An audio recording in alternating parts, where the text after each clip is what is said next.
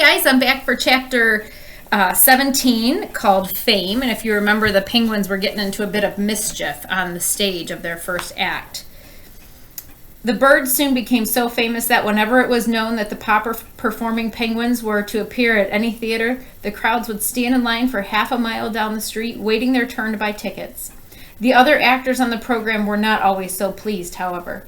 Once, in Minneapolis, a celebrated lady opera singer got very much annoyed when she heard that the Popper penguins were to appear on the same program.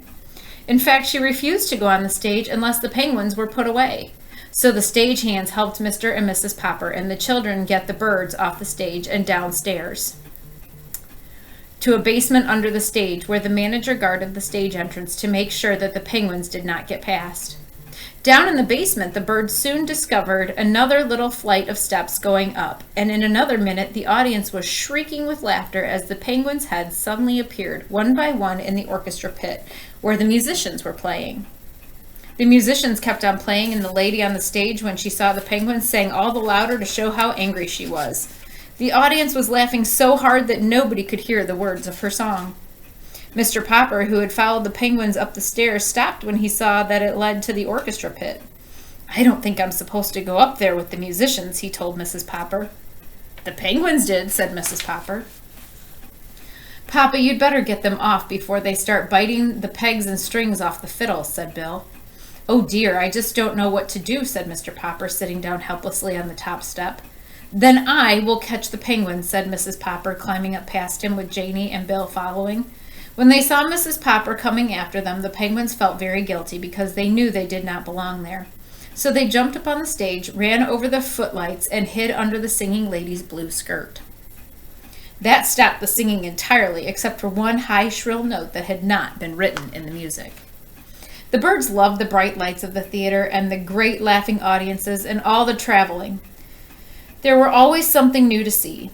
From Stillwater out to the Pacific coast they traveled. It was a long way now to the little house at 432 Proudfoot Avenue, where the Poppers had had to worry about whether their money would hold out until spring. And every week they got a check for $5,000, and when they were not actually playing in some theater or traveling on trains between cities, their life was spent in the larger hotels. Now and then a startled hotel keeper would object to having the birds register there. "Why, we don't allow lapdogs in this hotel," he would say. "Yes, but do you have any rule against penguins?" Mr. Popper would ask. Then the hotel keeper would have to admit that there was no rule at all about penguins. And of course, when he saw how neat the penguins were and how other guests came to this hotel in the hope of seeing them, he was very glad to have them.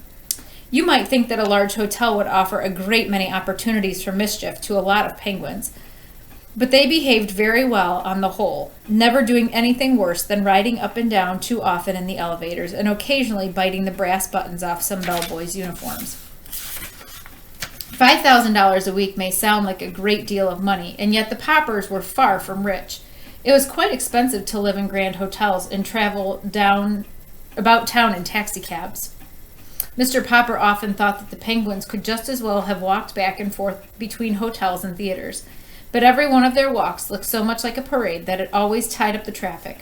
So Mr. Popper, who never liked to be a nuisance to anyone, always took taxis instead. It was expensive to have huge cakes of ice brought up to their hotel rooms to cool the penguins. The bills in the fine restaurants where the Poppers often took their meals were often dreadfully high. Fortunately, however, the penguins' food had stopped being an expense to them. On the road they had to give up having tank cars of live fish shipped to them because it was so hard to get deliveries on time. So they went back to feeding the birds on canned shrimps. This cost them absolutely nothing, for Mr. Popper had written a testimonial saying Popper's performing penguins thrive on Owen's Oceanic shrimp. This statement, with a picture of the 12 penguins, was printed in all the leading magazines, and the Owen's Oceanic Shrimp Company gave Mr. Popper an order that was good for free cans of shrimp at any grocery store anywhere in the country. Several other companies, such as the Great Western Spinach Growers Association and the Energetic Breakfast Oats Company, wanted him to recommend their product too and offered him large sums of cash.